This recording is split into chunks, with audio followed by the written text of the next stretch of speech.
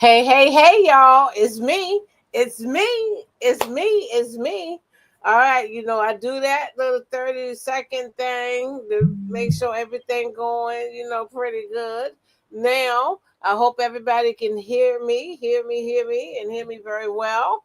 Now, let's get that opening intro going.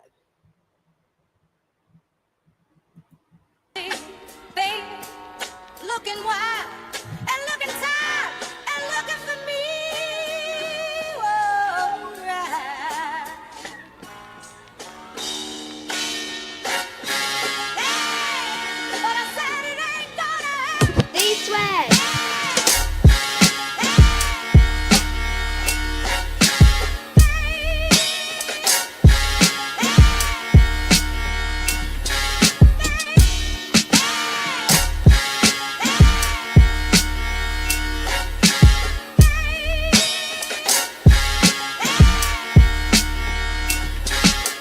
D-Swag.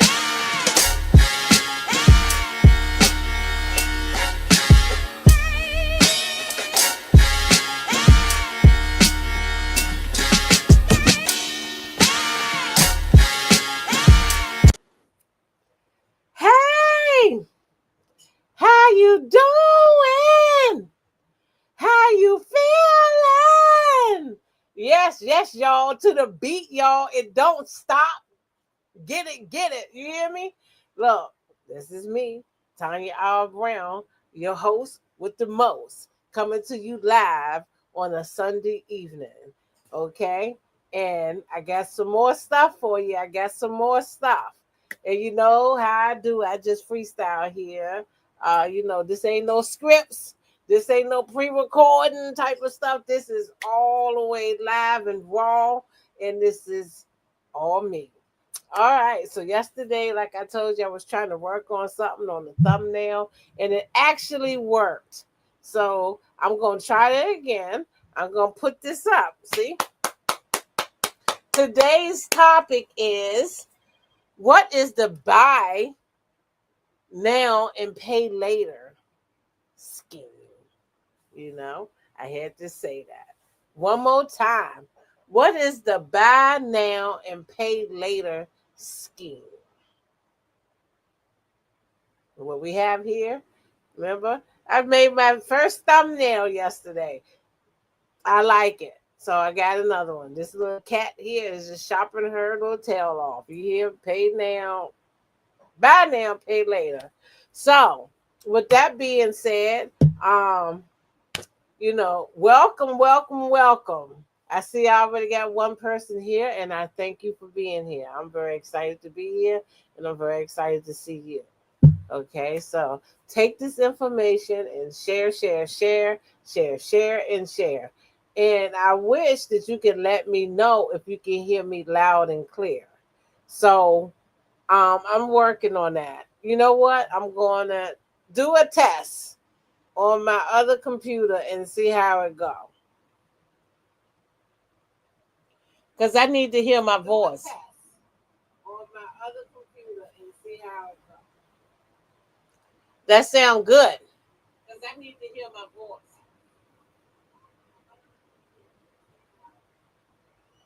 All right. The mic sound nice. Yes. The mic sound nice.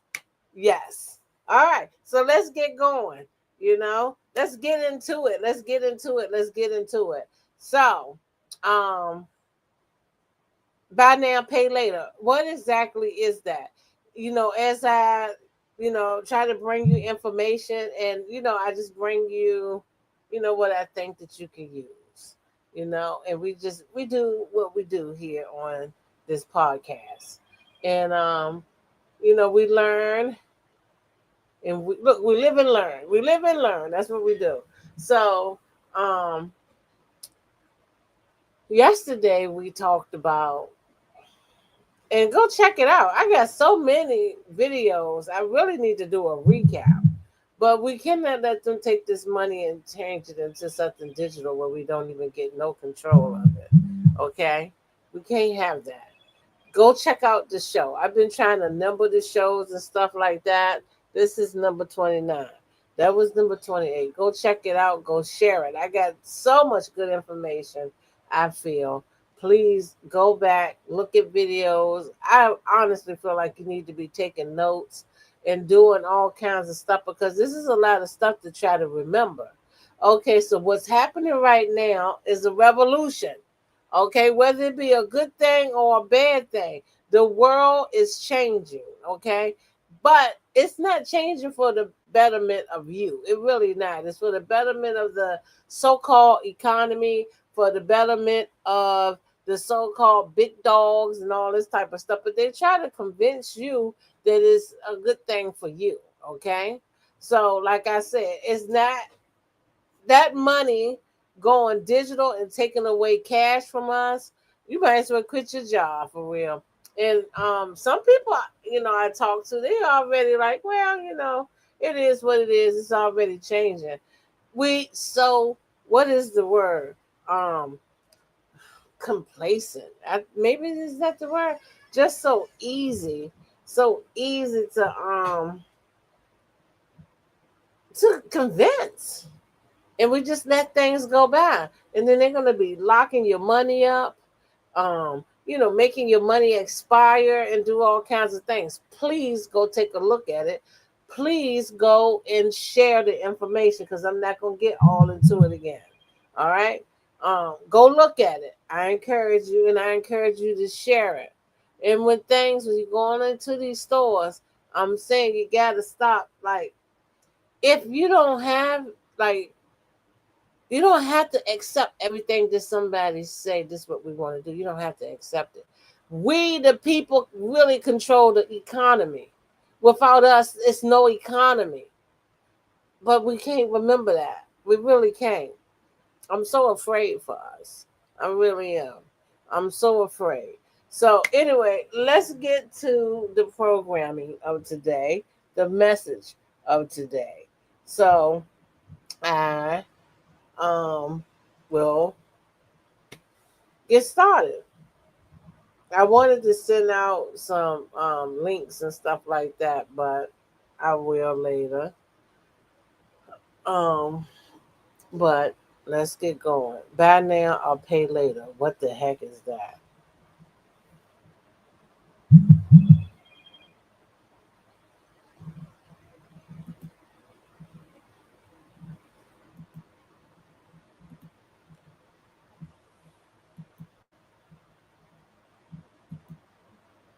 Oh, hold on. Let me stop that. I'm messing up. Let me do my disclosures. Hold up. Come on now. Let me do my disclosures.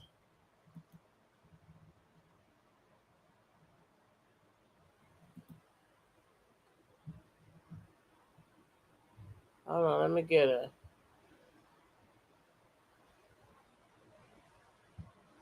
Yeah, hit that like and subscribe button. And then my phone want to ring. And I will answer it too. Hold on. I'm on the live right now. How are you? Hit that like and subscribe button. And hi, how are you?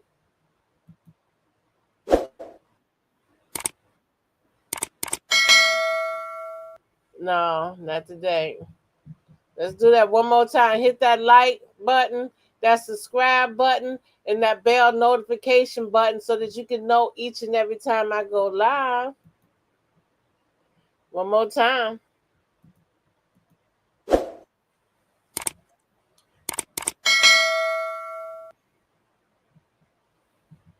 right, you want to call me back?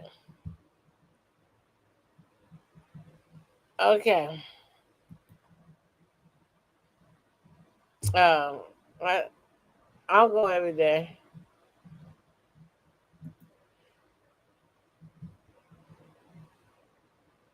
Okay. All right, bye. I love you. Bye-bye. Okay, that was 7 of the Copyright Act 1976. Allowance is made for fair use for purposes such as criticism, comment, news reporting, scholarship, and research. Fair use is a use permitted by copyright statute that might otherwise be infringing. Nonprofit, educational, or personal use tips the balance in favor of fair use. All righty. Now let's get going.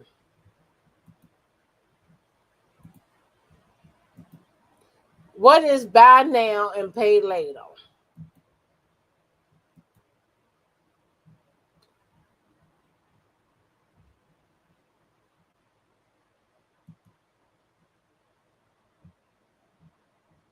Physicians. 41% of critical care physicians are foreign. What if you can create your own website by saying, this is what I want? With Wix, you can.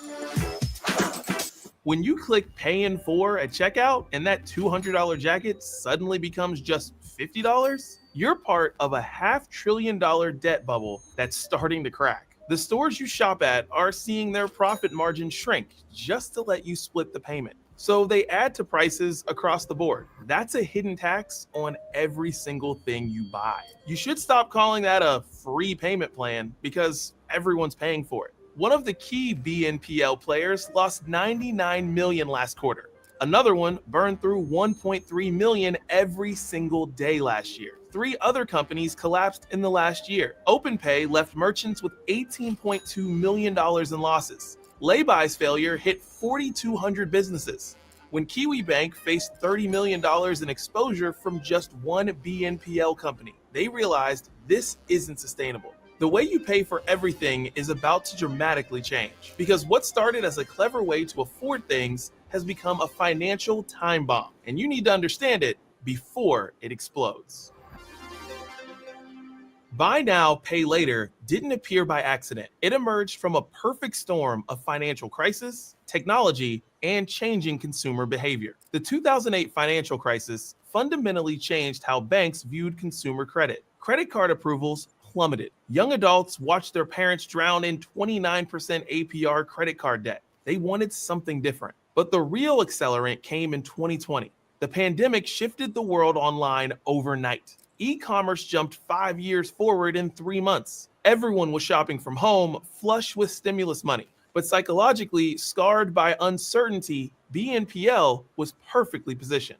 The pandemic didn't create the pressure, it revealed it. When rent goes up 20%, but salaries rise 3%, people get desperate. 64% of Americans now live paycheck to paycheck, including 6-figure earners in expensive cities. BNPL didn't create this squeeze, it exploited it. Swedish company Klarna launched in 2005, but remained small until these forces converged. Then everything changed. In the US alone, BNPL volume exploded from $2 billion in 2019 to $24 billion in 2021, an 1,100% increase. In just 2 years, the industry grew 12 times larger. That's not organic growth, that's a gold rush. When you buy now, pay later, you're not the customer, you're the product. BNPL companies are selling more sales, and it's delivered to merchants at 6% premium. The psychology was brilliant. Traditional credit cards remind you of debt with every monthly statement. You see that balance, you feel that weight. BNPL reframed the narrative. This wasn't debt, it was smart budgeting. The numbers prove the psychological shift worked. BNPL increases average order values by 30%. People spend nearly a third more just because they can split the payment. For retailers, the math seems simple. Pay 6% in fees, get 30% more revenue. What could go wrong? Everything. The business model had one fatal flaw. BNPL companies make zero money from consumers who pay on time. No interest, no fees, nothing. Their entire revenue depends on 2 sources: merchant fees and late payment penalties. Klarna alone collected $254 million in reminder fees last year. This creates a perverse incentive. BNPL companies need you to use their service repeatedly, but they also profit when you fail. They've built a business model around that, and the psychology is brilliant. Traditional credit cards remind you of debt with every monthly statement. You see that balance, you feel that weight. With BNPL, it's not in debt, it's smart budgeting, right? By 2021, the average BNPL user had accounts with multiple providers. The stage was set for what researchers now call the normalization of continuous debt. But you're not budgeting, you're being programmed. If you want to get your name, phone number, and address off the internet, but want to handle the removals yourself, Optus. Scientists have scanned people's brains while shopping. When you see a $100 price tag, your brain's pain center, the insula, lights up like you're experiencing physical pain. But show that same brain $25 today, the pain vanishes. BNPL companies literally hack your neurological response to spending. This is called temporal discounting. Your brain treats those 3 future payments like they're someone else's problem. For thousands of years, humans survived by prioritizing immediate needs over future ones. BNPL exploits this ancient wiring. The companies understand this psychology perfectly, reducing payment friction and minimizing checkout anxiety. They're selling psychological permission to overspend. And every company wants in, right? Traditional finance lets you borrow to buy a car. BNPL's innovation was to let you borrow to buy a burrito. Now you're subscriptionifying your entire life without realizing it. That jacket isn't just a purchase anymore. It's a monthly service. Your whole wardrobe becomes Netflix. Each payment plan adds another recurring charge to your mental load. Now here's where it gets dark. Consumer Financial Protection Bureau data shows 43% of BNPL users have missed payments.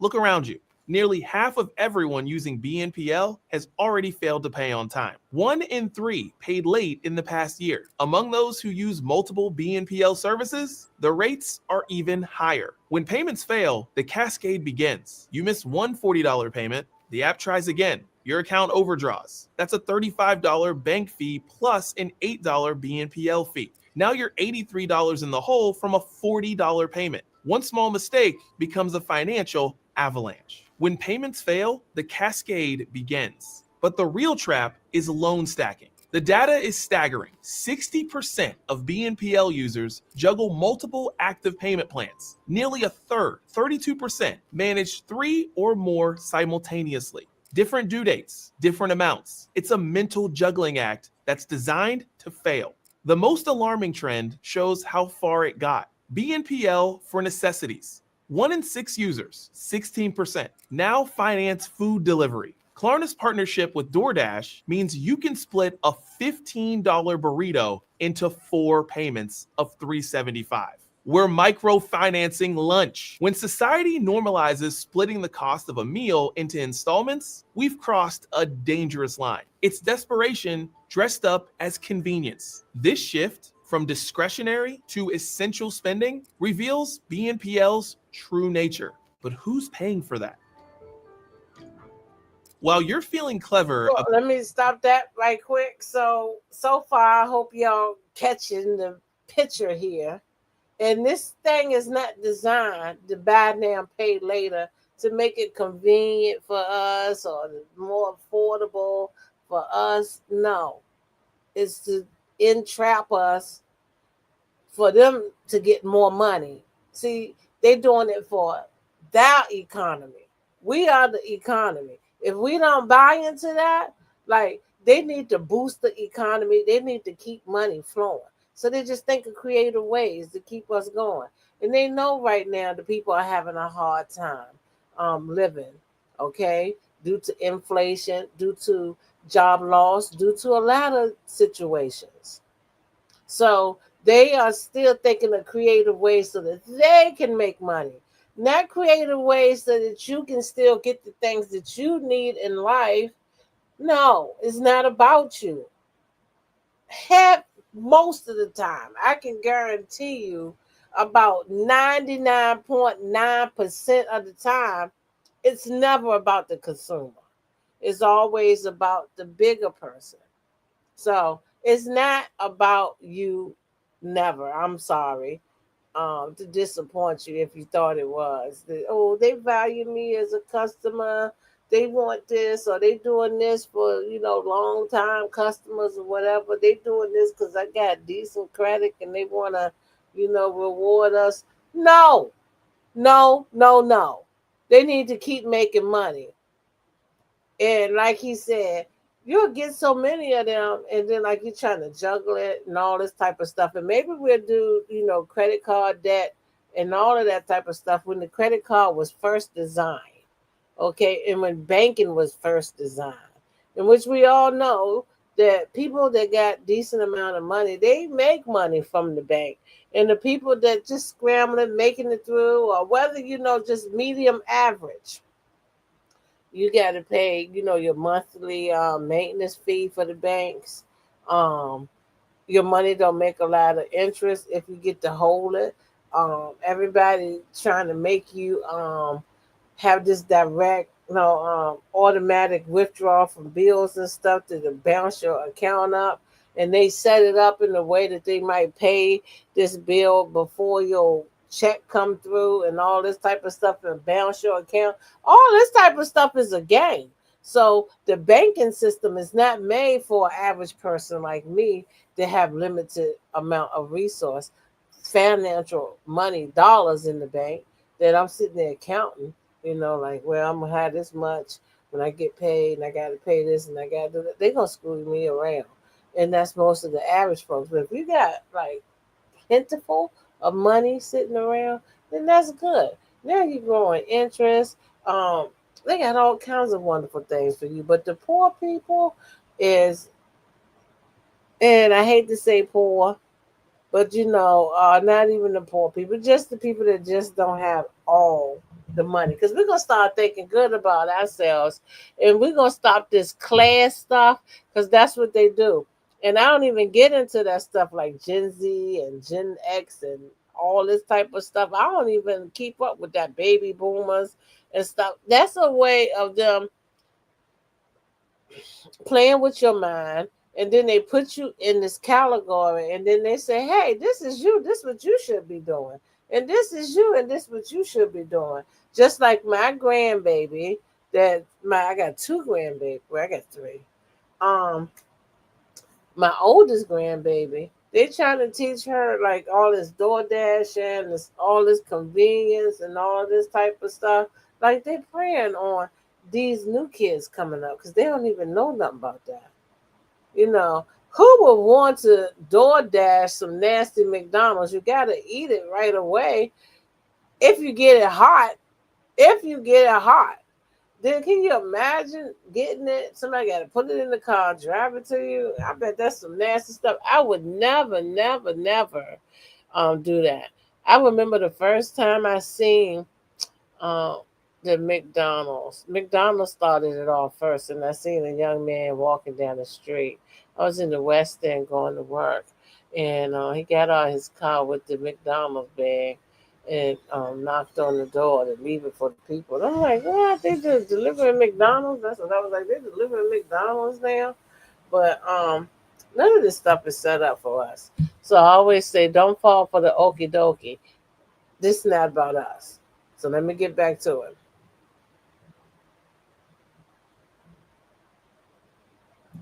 About splitting payments, retailers are bleeding money. Every BNPL transaction costs retailers 4 to 8% versus 1.5 to 3% for credit cards. Let me show you exactly what this means. Take a $100 purchase at any store. With a credit card payment, the customer pays $100. The card processor takes a $2.50 fee, so the retailer receives $97.50. With BNPL, the fee is $6, so retailers receive $94. That $3.50 difference per transaction is massive. For businesses operating on 8 to 10% profit margins, BNPL fees can shrink profitability entirely. But it gets worse. The contracts BNPL providers force on retailers explicitly forbid surcharges for their users. Retailers legally cannot pass these fees to BNPL customers. So what would they do? They would raise prices for everyone. What if BNPL added to retail prices across the board? Cash customers are subsidizing BNPL users' shopping habits, but payment delays compound the damage. Credit card processors deposit funds within 24 to 48 hours. BNPL companies promise 3 to 5 business days, but frequently take longer. For small businesses managing tight cash flows, those delays can mean missing payroll or supplier payments. The Australian market gives us a preview of the coming collapse. When OpenPay failed in February 2023, they left behind $18.2 million in operating losses. Merchants who thought they'd been paid, they weren't. The money was gone. Laybuy's bankruptcy was even worse. 4,200 merchants and 766,000 customers left scrambling. One craft store owner reported losing $790 on just one transaction. Multiply that across thousands of businesses. Kiwi Bank's $30 million exposure to Laybuy sent shockwaves through the financial system. This wasn't some small startup failing. This was systemic risk becoming reality. Unlike credit card processors backed by major banks with FDIC insurance and reserve requirements, BNPL companies offer zero merchant protection. When they fail, merchants eat the losses. And it's not hard to see why they're failing. Do not buy new windows if you live in Virginia. Americans living in zip codes starting with 20. Here's the dirty secret of BNPL. They lose money on every single transaction. Not sometimes, not on risky customers, every single transaction. Let me show you the math that's killing these companies. Klarna, the industry's largest player, just posted these numbers. Q1 2024 revenue of $621 million, but losses of $99 million. That more than doubled from last year. Their workforce has been slashed from 5,000 to 3,500 employees, with plans to cut down to 2,000 using AI. Their CEO admitted they need to fire 60% of their workforce just to approach profitability. That's not optimization. That's desperation. But here's why it's mathematically impossible for them to succeed. On a typical $100 BNPL transaction, they collect a $6 merchant fee. After paying 50 cents in processing costs, $1.50 for customer service, $2.40 for fraud and defaults at their 2.4% rate, and $2 for technology and overhead, they're left with a net loss of 40 cents. These businesses are money incinerators. The funding structure makes it even worse. BNPL companies borrow from institutional investors at 5 to 7% interest, then lend to consumers at 0%. During the easy money era, investors tolerated these losses because they believed in growth. But rising interest rates changed everything. Borrowing at 7% to lend at 0% while eating 2.4% in defaults isn't a business model. It's a death spiral. The default rates hide an ugly truth. BNPL companies tout 2 to 3% default rates, but look closer. These are measured on 6 to 8 week loans. If annualized, that would be catastrophic. Automatic payments mask true delinquency until users' bank accounts run dry. Users who can't pay get blocked from future purchases, creating hidden defaults. So much so, it started to be noticed. Without interest income to offset losses, BNPL companies have only one option: grow or die. But growth is expensive. Customer acquisition costs run $25 to $40 per user. With average transactions of $135, they need multiple purchases just to break even on acquiring you. The death spiral has begun. To grow, they must approve more risky customers. More risky customers means higher defaults. Higher defaults mean bigger losses. Bigger losses mean more desperate measures. We've seen this movie before. Subprime mortgages in 2008. Payday loans. The pattern never changes. Easy credit, explosive growth, sudden collapse. The free-for-all is over.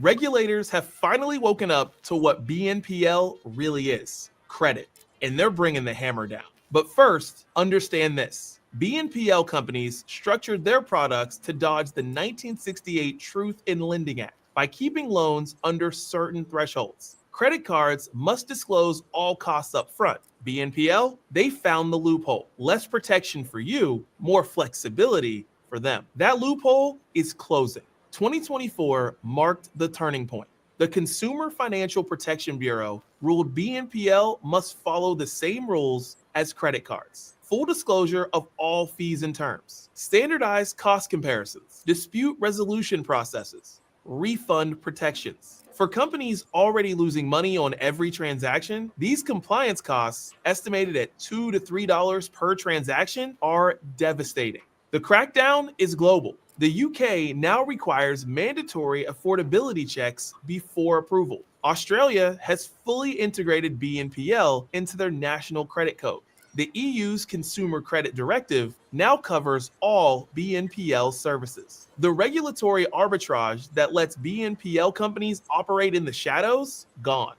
Banks smell blood in the water. They're moving in for the kill. Chase launched My Chase Plan, BNPL using existing credit lines. American Express created Planet. Citi rolled out FlexPay. Apple tried Apple Pay Later, failed, then partnered with Affirm. The bank's advantages are crushing. They have millions of existing customers and can borrow at near zero from depositors. They operate with diversified revenue streams, decades of regulatory compliance, and actually profitable business models. Industry consolidation is accelerating exactly as predicted. Moody's warned, few BNPL companies will remain independent.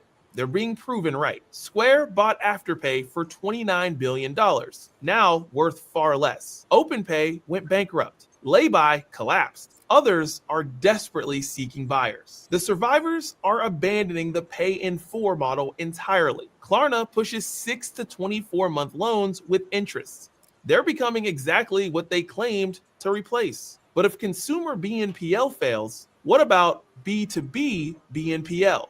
Businesses are now using buy now, pay later for inventory, equipment, even payroll. The volume is staggering, expected to hit $669 billion by 2029. But when a consumer misses a payment on sneakers, they lose shoes. When a business can't pay for inventory it already sold, entire supply chains collapse. Imagine a retailer using BNPL to stock inventory, selling it, then the BNPL company fails before paying the supplier. The supplier doesn't get paid. The retailer can't restock. Customers can't buy. One BNPL failure could freeze entire industries. Within 24 months, the BNPL landscape will be unrecognizable. The survivors will be indistinguishable from the credit card companies they claim to disrupt. The revolution is over. Traditional credit won.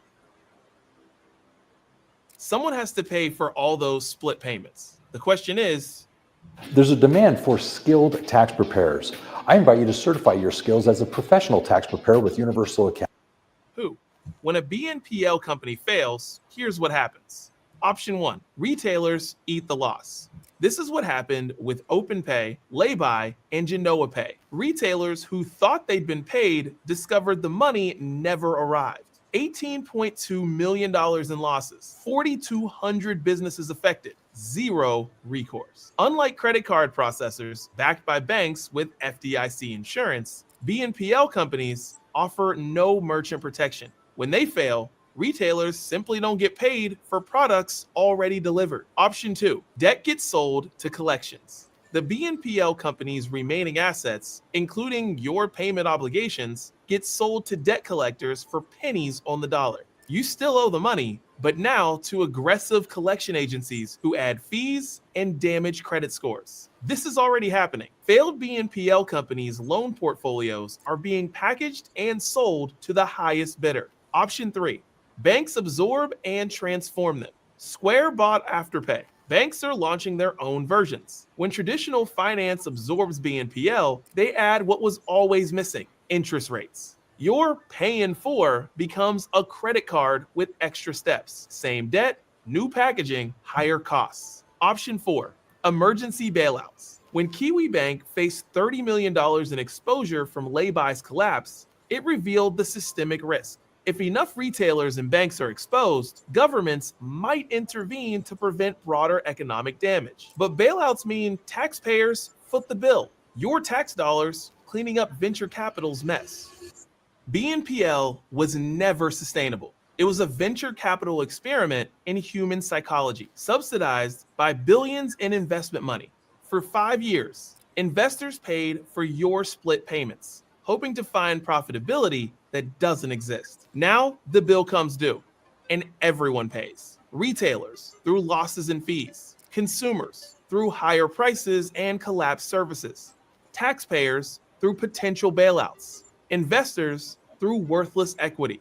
The party's over. Traditional credit won. Or will this morph into a new kind of product we're not seeing coming? If you're interested in how tech is reshaping finance, maybe you've wondered what actually happens behind the scenes when you tap your card to buy your morning coffee. If so, have a look at this video. You've been thrown into so you can stop being played by it.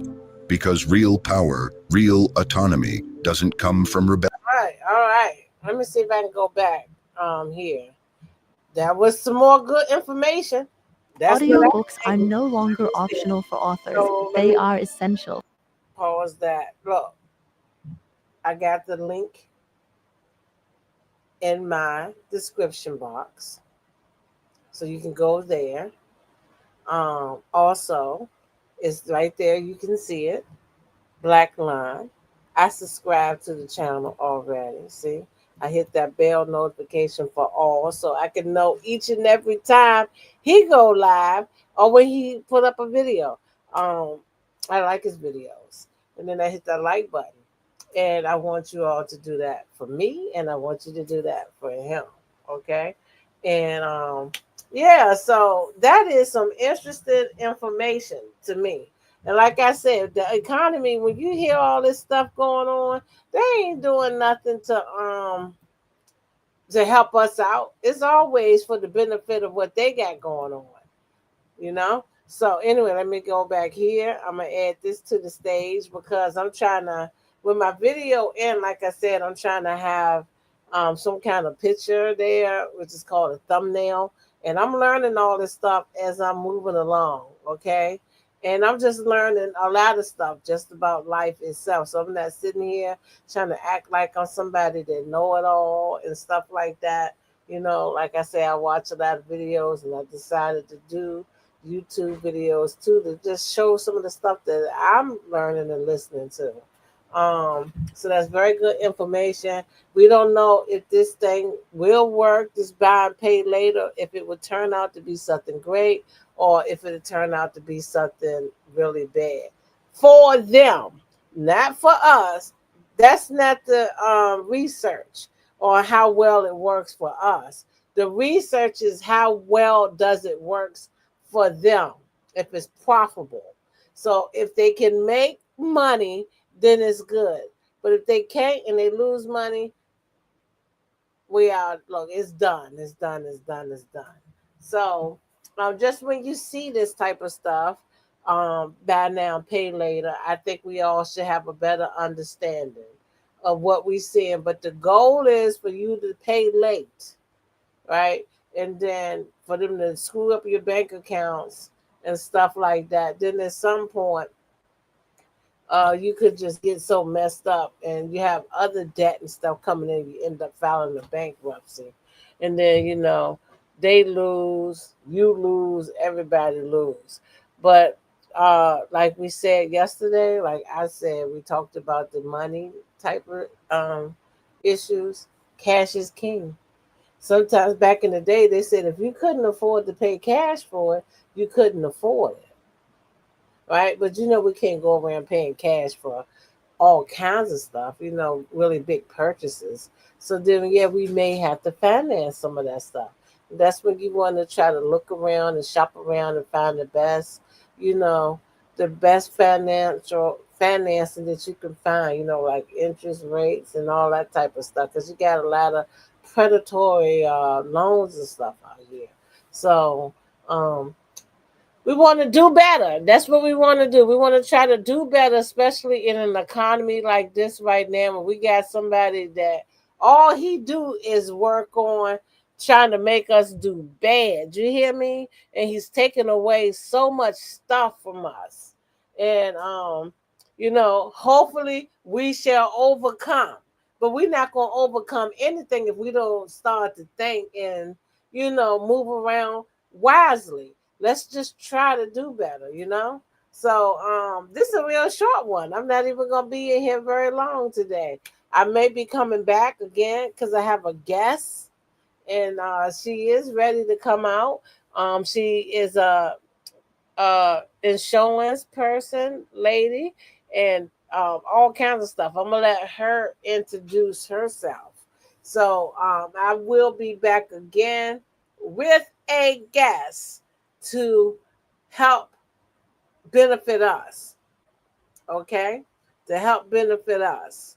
So that's the goal, is to try to stay above water and not, going up and down like down, like, oh, I'm about to drown, and come up with some air. Oh, I can breathe, go back down. We got to try to tread the waters, you hear me? And stay above water. And we got to make it to land. Because they trying to, what they say? They trying to, what they say? I'm a curse. They say they're trying to send me up the creek, or something like that. They're trying to send me up the creek without a paddle. That's what they're trying to do. They're trying to send us up the creek without a paddle. You hear me? So anyway, I see Hayden Dad. Thank you. Look, I'm sending you a kiss. Like that. Thank you for being here. I hope you're having a wonderful Sunday and relaxing. All right. And then I found this. I think I'm gonna go out with some entertainment, a little entertainment, just for some fun. I'll just do that for some fun. Everything ain't got to be so serious all the time. And I'm gonna show this one because I seen it. I hope I don't get a copyright, but I think I should be okay. So far, I've been doing pretty good too, not getting copyrights. Look, all this type of stuff that I'm telling you that I'm trying to work on, trying to learn. Look, you be getting it like this picture right here. I think I got up is really fine. It shouldn't be like free for me to use. You can't even use the picture words and different things. They were trying to copyright you. Like, it's finesse to this. I've been seeing a lot of people, they get up here and they do the show, and some people make it look so easy. You hear me? But I'm trying, and I encourage everybody to do that. Do something for yourself that you enjoy doing, because the way that they got this set up is that they only want us to, do things that make them money. They have us working and just living that dream. So try to do some things that you like to do for yourself, because you only got one life to live and you only got one time to do it. You hear me? So, all right. And I'm going to show this little video because I think it's fun. And I want to show this too, because, I do talk a lot of black, black, because I am very black. Right. So I talk a lot of black stuff, but I love people. I love people that love people. I don't like, so I'm not prejudiced and nothing like that, even if I might sound like I am sometimes. I'm really not. But I don't like people that don't like people. If you want to sit around and, trying to, if you want to sit around and tell me you hate black people, then of course I don't like you. You know what I'm saying? If you somebody else and I don't deal with black people, then fine, don't deal with me, I won't deal with you. But if I can have it, if the world could be like a better place, I think we all are a human race and we need to just get along with one another. That would be nice if we could just respect each other's space, culture, beliefs, all that type of stuff, and just get along as a human race. That would be perfect in a perfect world. So, but this one is going to be just a little girl in a restaurant, little young lady, white. She's a white girl in a black restaurant. And I just seen it. And she up in there rapping, listening to some black music, Project Pat. And I'm reading the comments. They calling her Project Patty and stuff like that. But this racism is taught. So I'm showing that just to show how we could get along and how us black folks, we some cool people for real. We not them evil people. Like right now to this day, how they want to bring back segregation. They want to do this and do that and want to be so hard on brown and blacks and stuff. What kind of people are they? But they teach this stuff to these kids. When kids are born, they don't see color and stuff. They just see each other for who it is.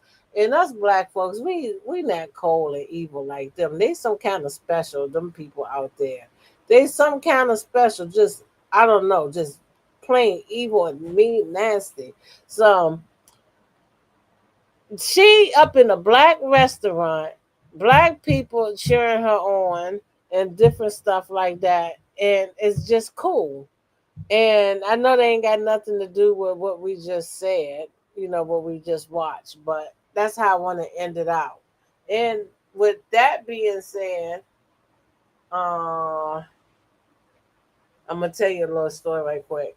I was at a school, they was graduating for the 5th grade, and there was a white parent there, and the chair was empty, and so the black dude wanted to use the chair because he couldn't see, and he had like a child or something with him. Tried to use the chair. Nobody was really sitting in it, but her daughter was down there on the floor. I'm trying to tell it quickly without being too long. And so he slid the chair back, and she just got mad, like mad, and started hollering and screaming at him. And he was nice, and he said, "My bad, my bad, my bad," and pushed the chair back. And like minutes and stuff go by, the kids, this elementary, her kid is up there graduating too. Somebody, that's why she there. Somebody she's watching. So she got a daughter that's there already, and a baby in a stroller. So the little girl come to get on to sit on the chair a little bit, and the black dude is trying to say, "Look, I don't mean no harm," and I'm like that. So I'm sitting right there, and the white girl go, "Don't pay him any mind." That's what she tell her daughter. "Don't pay him any mind." And I'm like, the way she just say it, it's so evil. Now, this is a predominantly black school, and it got some white kids and stuff in it. So the graduation and stuff is still happening. Then just all of a sudden, she just jumped out her chair, like slipped, like slammed her chair back, and like jumped up, pushed her chair out the way, and went walking out without her kids. And all us black folks looking like, what the hell? And her daughter was busy watching, didn't even know. When she seen her mama leaving, she, got the baby and started pushing the baby out. But I'm like, that's wild. How you gonna be so mad and leave your kids in a situation with all black folks? But the moral of this story is that the little girl and her baby sister, brother, whoever was kid in the stroller, was fine with all the black people, because we don't carry on like that. We looking at her like, dog, you leave your child in here? You leave your kids. Like, but your kids is okay, because we cool people. Like, we couldn't do that. We could not leave our kids. If we got a situation going on, the last thing you want to do is leave your kids in a situation like that with all of them. You better just try to get your kids out of it, and you stay. If you have to do that, you almost might have to sacrifice yourself so that your kids can get away dealing with them savages. But that's the moral of the story in the clip. So it's just a clip of a young white girl out here having fun in the restaurant with black folks being cool. So, and I just thought that would just be something that's cool, because I'm always, I think like, oh, don't do this, don't do this. We got to fight for this. We got to do this. We got to do that. So it's Sunday. We're going to lighten up a little bit, and we're going to look at the white girl get down. And look, so I already seen it. And they're like, look at her body movement. Look at all this and that. Like, she feeling that. So anyway, here we go. And look, somebody else already reacted to this video, so they should be fine. So I should be all right too. But I'm gonna put this up. Hold on. Yeah, let me put this right there. And let's do it. Hold on.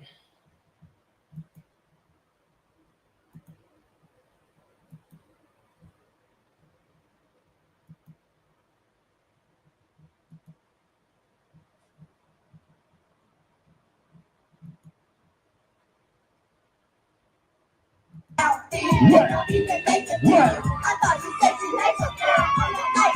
All of it, my face. What? Give me that. What you think about some reason for the getaway? You ride clean, but your gas tank is on me. You stepping in that damn thing, you shooting like a What? and it's a meeting, you Talk about. Anyway, every George finna come out. Hey, I see you in the club. What? You follow in the club. What? But you ride with your boy, you nothing but a scrub. But it was me. You hate it. You like my outfit. What? Don't even make it. What? I thought you said you like your girl on a night fit. All up in my face. What? Give me that. What you think about some reason for the getaway? You ride clean, but your gas tank is on me. You stepping in that damn thing, you shooting like a What? and it's a meeting, you Talk about.